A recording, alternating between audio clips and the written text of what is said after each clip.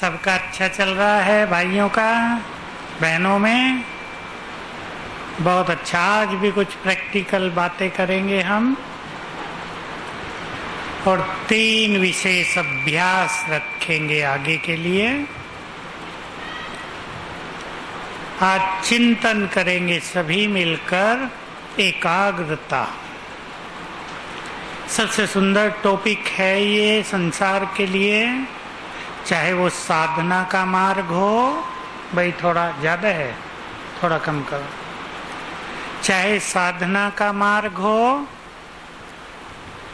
चाहे स्टडी का मार्ग हो, चाहे हम बाबा के महावाक्य सुनते हों, कुछ लिखने पढ़ने की बात हो, घरों में काम करने की ही बात क्यों न हो। मान लो छोटा सा काम, कोई बहन खाना बना रही है, उसमें भी एकाग्रता चाहिए या नहीं? नहीं तो गड़बड़ हो जाएगी। अब हम इसको बहुत गहराई से आज पहले चिंतन में लाएंगे। एकाग्रता से फायदे, सबसे बड़ा फायदा। रामनिवास जी आप चमक रहे हैं आज। देखो ये बुजुर्ग हो गए हैं, 80 के हो गए होंगे, हाँ, और चमक रहे हैं। तो मैं कहा करता हूँ 80 इयर्स ओल्ड न कहो, 80 इयर्स यंग। हमारे यहाँ सब 80 इयर्स वाले यंग है ना। सीमा बहन आप भी हो जाएंगे। एकाग्रता का सबसे बड़ा फायदा, मैं शुरू करता हूं एक, और सभी चिंतन करेंगे। जिसके पास मन बुद्धि की एकाग्रता बहुत होगी, क्या होगा उन्हें आगे चल के?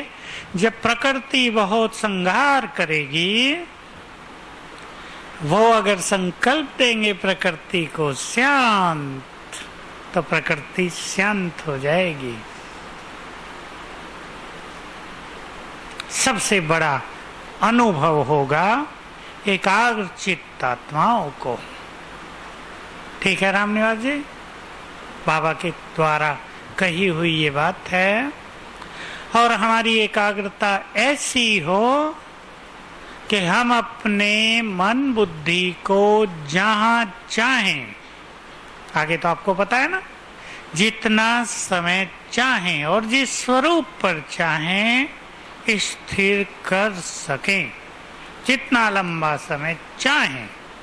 मान लो हम चाहते हैं हम परम धाम में 10 मिनट तक रहें, हम चाहते हैं हम सूक्ष्म वतन में 10 मिनट तक बाबा के साथ रहें, हम चाहते हैं हम स्वर्ग में अपने सुंदर स्वरूप में 10 मिनट रहें, अपने फरिश्ते स्वरूप के द्वारा हम सेवा करें, तो हम कर सकें।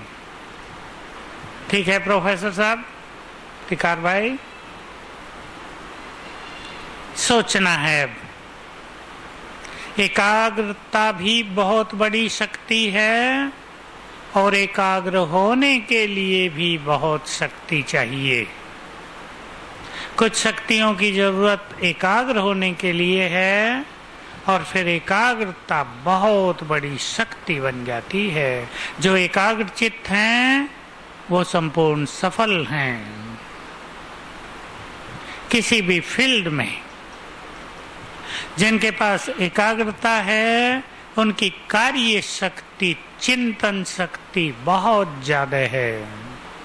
उनको बाबा से नई नई प्रेरणाएं आएंगी। इंग्लिश में जिसे इंट्यूशंस कहते हैं और बाबा टचिंग कहते हैं। टचिंग करेगा बाबा, टच करेगा हमें, हम उसे कैच कर सकेंगे। आगे चल के इन चीजों की बहुत जरूरत होगी। जब महाविनाश का समय होगा, अफरा तफरी हो जाएगी संसार में। हम किधर जाएं, क्या करें, क्या ना करें, इसके लिए हमें यथार्थ निर्णय की जरूरत होगी। तो एकाग्रता की शक्ति हमारी इस निर्णय शक्ति को, परख शक्ति को बहुत बढ़ाएगी। अब किसी को ख्याल आया कुछ? बोलो, किसी को याद आया हो क्या होगा एकाग्रता से? हाँ, बहुत अच्छी बात कही। एकाग्र चित्त आत्मा को मन चाही सिद्धियां प्राप्त हो जाएंगी। मैं सुनाया करता हूँ क्लास में, मैंने बचपन में ही पढ़ा था कहीं योग साधना की बुक में कि कोई योगी अगर 32 मिनट तक अपने मन को स्थिर कर दे तो उसे मन चाही सिद्धियां प्राप्त हो सकती हैं। बहुत अच्छी बात है ये। सफलता हो, चाहे 2 सिद्धि हमारे पास बहुत बड़ी हैं, 2 बहुत बड़ी सिद्धि। एक है संकल्पों की सिद्धि, दूसरी है, बोलो, बोल की सिद्धि। ये दोनों सिद्धियां आगे चलकर जब हमें संसार को बहुत कुछ देना होगा, हमारे बहुत काम आएगी। गीता के दूसरे अध्याय में आखिर के 15-16 श्लोक स्थिर बुद्धि पर हैं। संस्कृत में नाम दिया है स्थित प्रज्ञ। देखो, गीता के बारे में ये बहुत अच्छी बात है कि अभी चर्चा प्रारंभ भी हुई है, आत्मा का ज्ञान दिया गया है और अर्जुन पूछता है कि हे भगवान, स्थित प्रज्ञ योगी के क्या लक्षण हैं? अभी अर्जुन को योग के बारे में कुछ चर्चा नहीं दी गई। ये क्यों प्रश्न पूछ लिया? ये बहुत सारी बातों को सिद्ध करेगा गीता के भगवान के बारे में।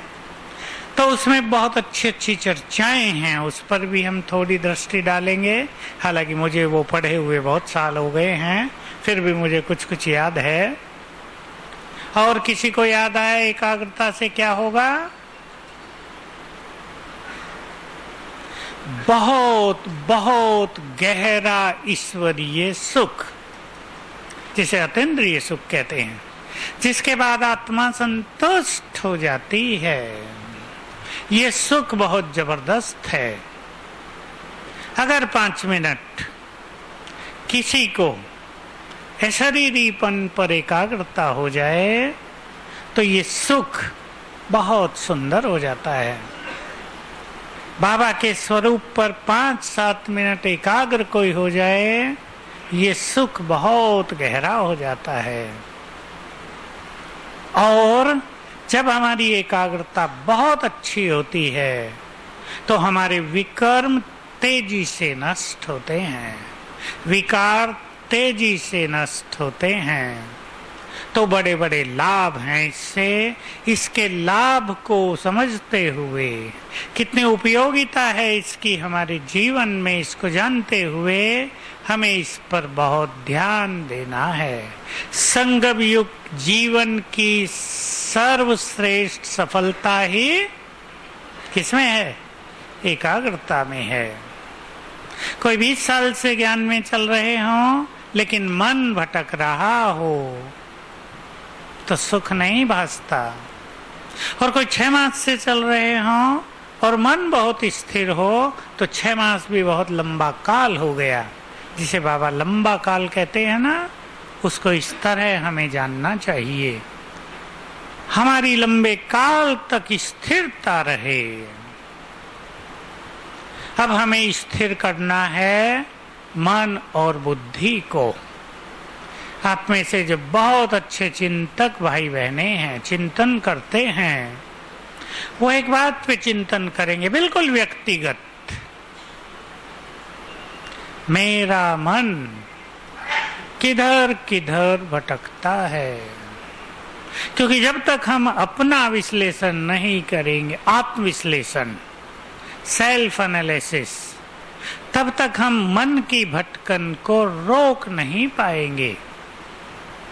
सभी विचार करेंगे कौन सी बात मेरे मन को भटकाती है, बेचैन करती है, उसे अतृप्त करती है। जैसे किसी का मन इच्छाओं के कारण भटकता है, किसी का मन इनसिक्योर फीलिंग के कारण भटकता है, किसी का मन दूसरे के व्यवहार और अपमान के कारण भटकता है।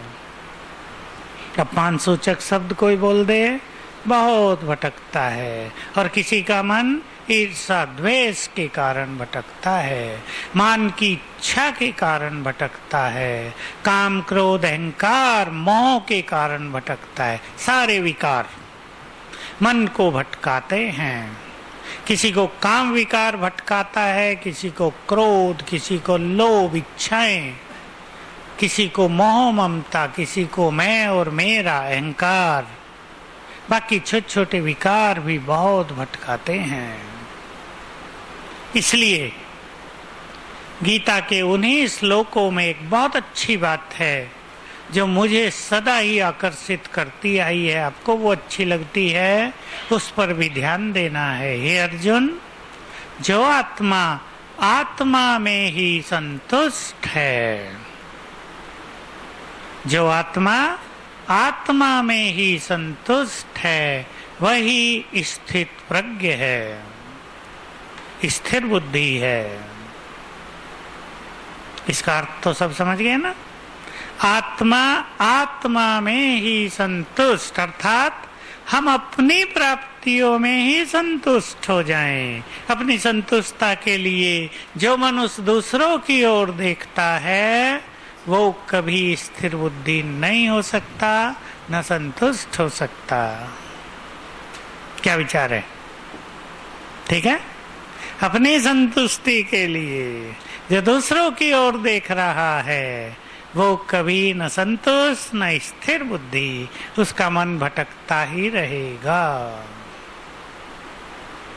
सब चिंतन करेंगे मुझे भटकाने वाली कौन सी तृष्णा है। कंपैरिजन की भावना भटकाती है, कंपैरिजन तुलना, या दूसरों से सूक्ष्म कामनाएं हैं, एक्सपेक्टेशंस हैं। मैं एक अनुभव सुना दूं आपको बिना किसी का नाम लिए, क्योंकि नाम का मुझे भी नहीं पता। मुझे किसी माता ने फोन किया, किसी की व्यक्तिगत बात नहीं हम कर रहे हैं, पर एक बहुत अच्छी चीज हमें जानने को मिलती है। आज ही किया कि मैं और मेरी देवरानी है, परिवार बड़ा है, इकट्ठे रहते हैं सब, सास ससुर सब। कहा जब मेरी देवरानी बीमार होती है तो सब उसकी केयर करने में लग जाते हैं, उसकी पूछताछ, उसकी सेवा, कोई दवाई दे रहा, कोई फल ला रहा, कोई स्पेशल भोजन बना रहा। और मैं बीमार होती हूँ तो कोई नहीं पूछता। इससे मैं बहुत परेशान हूँ। वो अपनी बात सुनाए बहुत ज्यादा, मैं सुनता था उसकी कि ये जो कहना चाहती है कह ले। मैंने कहा पर तुम ये भूल गए कि तुम्हारी केयर स्वयं भगवान करता है। ये तो याद ही नहीं ना। जो अपनी केयर के लिए मनुष्यों की ओर देख रहा है वो खुश होगा या दुखी? वो दुखी होगा। मैंने कहा तुम सोचती क्यों मैं बीमार हूं और सब मेरी केयर करें? आयु छोटी थी उसकी। सोच लें, सभी बहनें खास सोच लें इस पर। दूसरों की ज्यादा केयर हो रही है, हमारी नहीं हो रही है। दूसरों को बहुत पूछा जा रहा है, हमें कोई नहीं पूछता। ये बात भी मन को विचलित बहुत करती है। पर अगर नशा हो, कौन सा, हमें पूछने वाला कौन है? मनुष्य तो पूछ के करेंगे भी क्या। मान लो कि इसने दवाई भी खिला दी, हॉस्पिटल भी ले गए, थोड़ी केयर भी कर दी, लेकिन बीमारी बढ़ती गई तो? और जिसको भगवान पूछता हो उसको हर तरह की मदद हो जाएगी ना, आत्मसंतोष भी बहुत होगा।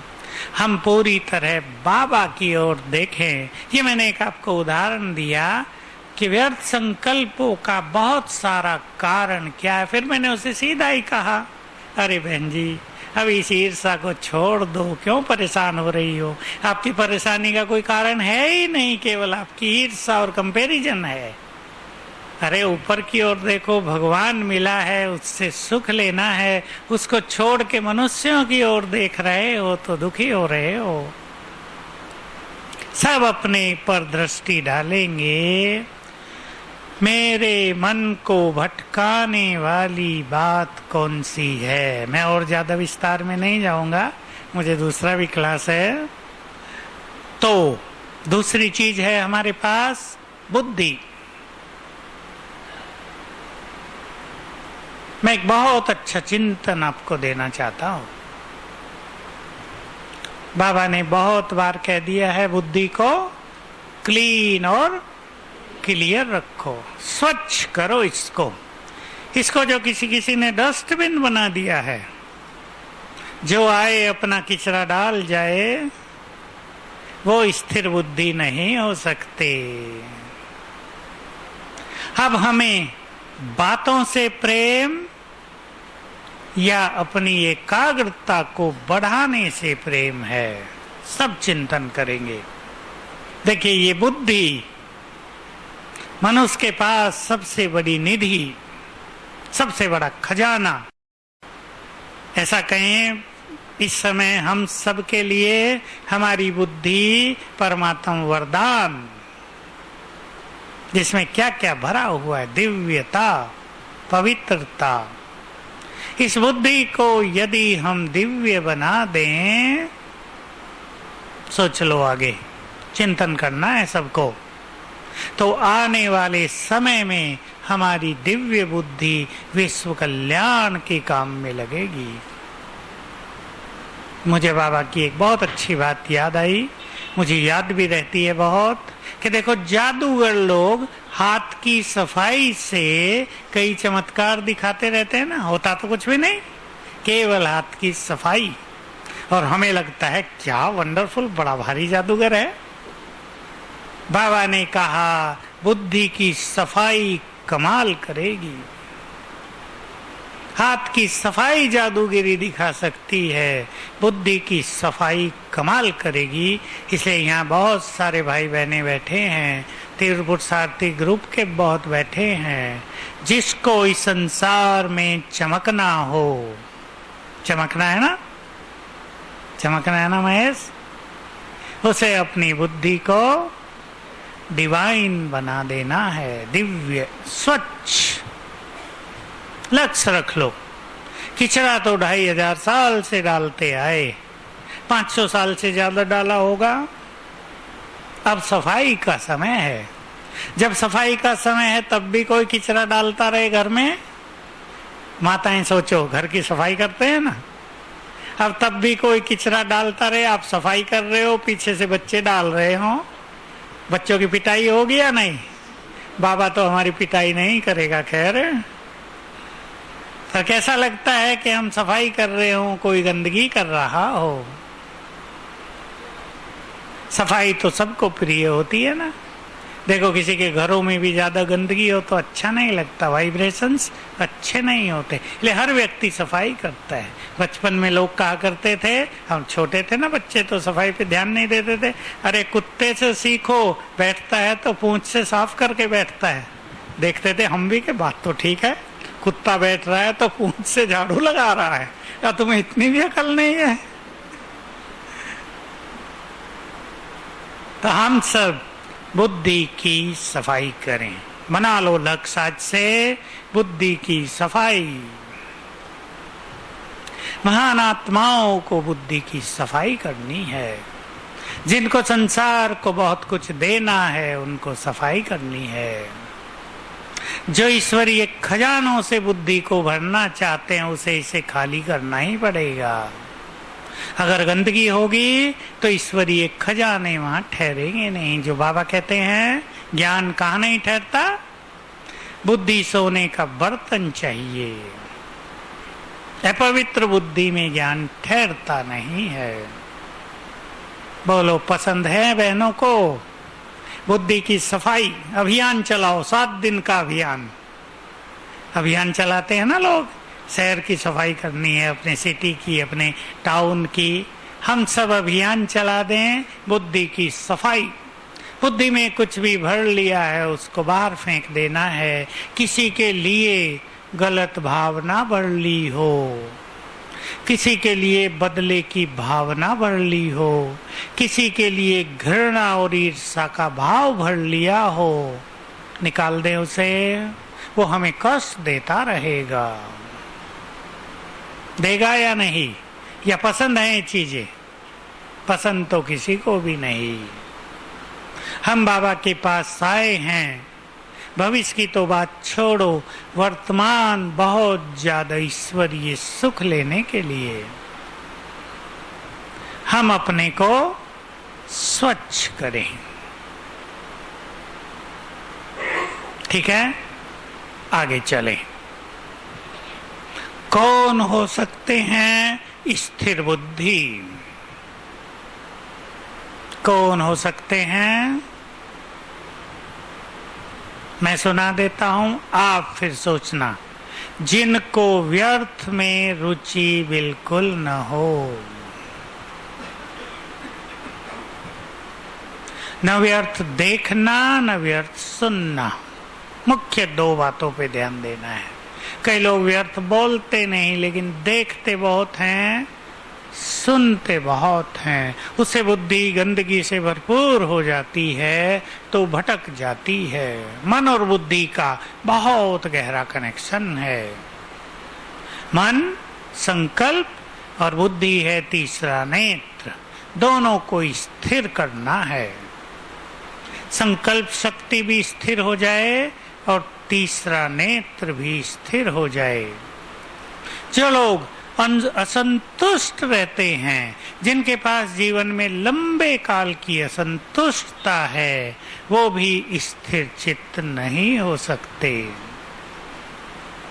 सोच लें सभी, लंबे काल की असंतुष्टता हमारे पास न हो।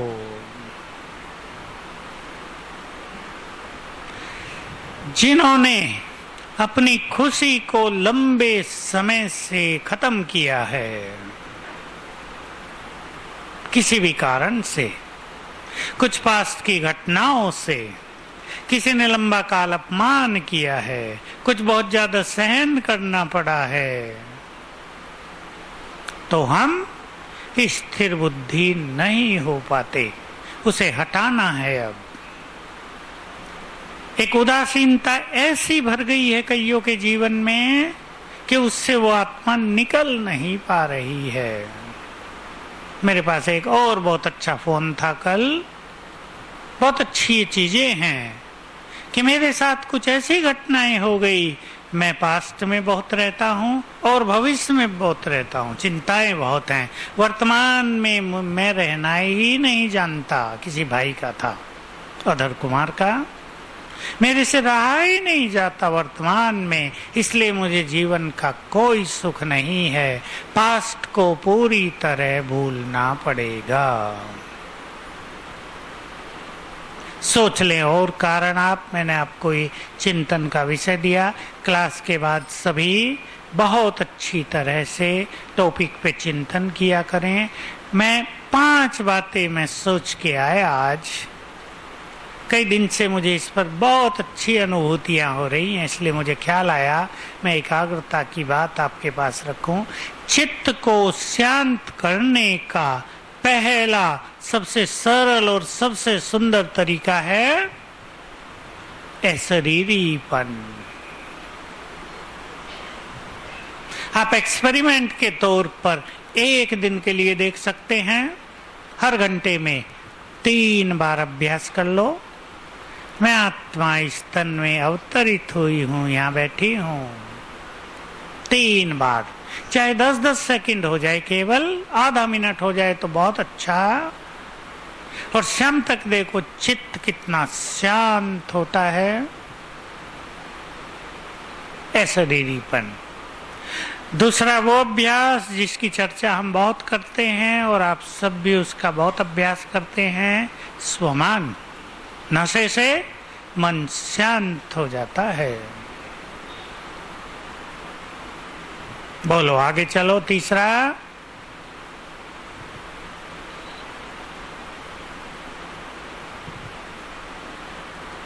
है मथन से। ठीक है, इसको हम देंगे नाम मुरली में रस लेना, उस पर चिंतन करना। मन को एक नई दिशा मिलती रहेगी, वो व्यर्थ से मुक्त हो जाएगा। देखिए, ये एकाग्रता उसकी ही ज्यादा बढ़ेगी जिसने मन को व्यर्थ संकल्पों से जितना मुक्त किया है। मैं एक चीज और जोड़ दूं बीच में ही, एकाग्रता का सीधा संबंध प्योरिटी से है। जिसकी प्योरिटी जितनी अच्छी होती जाती है, मन शांत होकर, निर्मल होकर एकाग्र होता जाता है। और आगे एक बात पर हम ध्यान दें, आप सबको अनुभव है, कईयों को रोज का होगा, कईयों को भी होगा आधा आधा। अमृत वेला यदि बहुत आनंद में बीत जाए तो कितने बजे तक मन एकाग्र रहता है? कम से कम 10 बजे तक। तो अमृत वेले और मुरली का रस मिल जाए तो 10 बजे तक का हमारा समय तो परम आनंद में बीतता है। उसका सुख लेना है, मिस नहीं करना है। देखिए, आप सबको अनुभव भी है, मुझे भी है।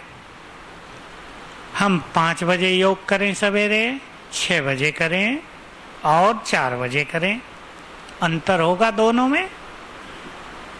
भले 4 बजे उठ के थोड़ा हल्का योग लगे तो भी आत्मा बहुत तृप्त होगी, और 6 बजे बहुत पावरफुल भी लगे तो लगेगा कुछ मिस हो गया आज।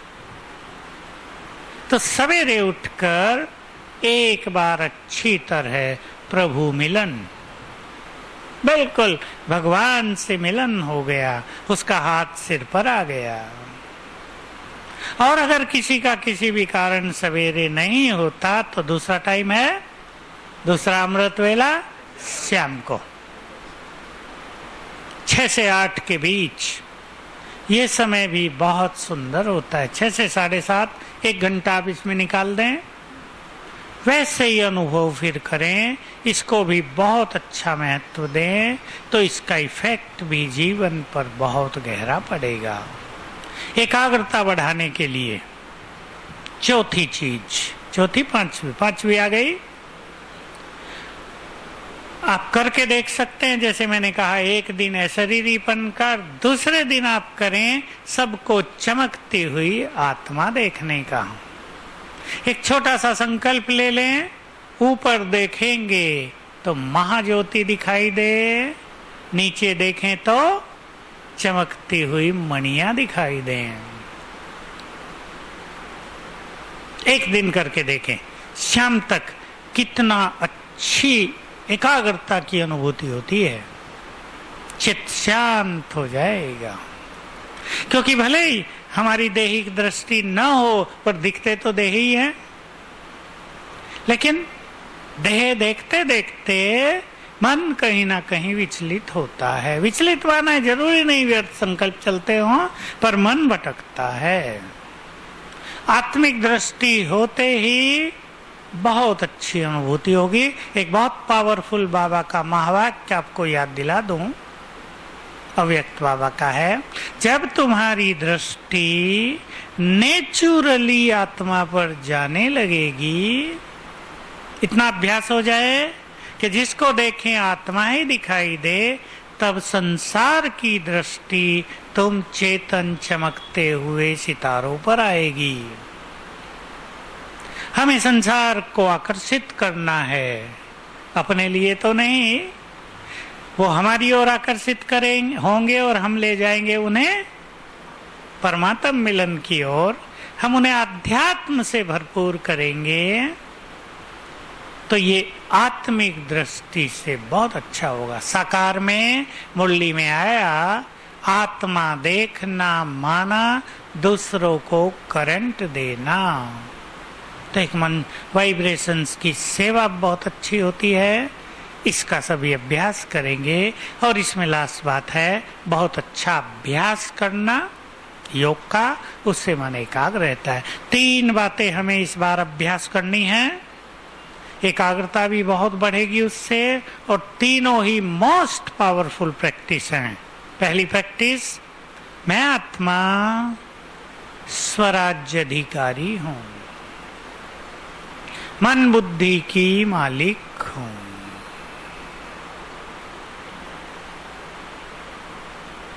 अपने स्वरूप को देखेंगे, अपने को बहुत तेजस्वी आत्मा देखेंगे और संकल्प देंगे, मैं इस देह की मालिक, कर्मेंद्रियों की मालिक, मन की मालिक, बुद्धि की मालिक, संस्कारों की मालिक हूँ। इन सबको संकल्प दे दो, मैं तुम्हारी मालिक हूँ, तुम्हें मेरे आदेश मानने ही हैं। रोज दो, देखो क्या होता है। पहले लगेगा भला ऐसे कहने से क्या होगा, लेकिन धीरे धीरे हमारे अंदर मालिकपन का नशा चढ़ेगा और ये सब हमारे कर्मचारी, हमारी सूक्ष्म शक्तियां हमारे आदेश का पालन करने लगेंगी। बहुत सुंदर अनुभव रहेगा। दूसरा अभ्यास, सर्वशक्तिवान का हम आह्वान करेंगे और देखेंगे बाबा धीरे धीरे उतरते उतरते हमारे सिर के ऊपर आकर छत्र छाया बन गया। बहुत अच्छी फीलिंग। सर्वशक्तिवान की छत्र छाया के हम नीचे बैठे हैं। दूसरा अभ्यास, अब ये अभ्यास आप याद रखेंगे, सारे दिन में 10 बार अवश्य करने हैं, सवेरे शाम अलग। तीसरा अभ्यास, मैं मास्टर ज्ञान सूर्य। बहुत सुंदर अभ्यास है। किसी भी स्थान के वाइब्रेशंस चेंज करने हो तो ये अभ्यास, मैं मास्टर ज्ञान सूर्य, और ज्ञान सूर्य से बाबा आंखों के सामने है, सामने से उसकी किरणें पड़ रही हैं। बहुत सरल एकाग्रता हो जाएगी। ये 3 अभ्यास चिंतन के साथ सभी बहुत अच्छी तरह करेंगे।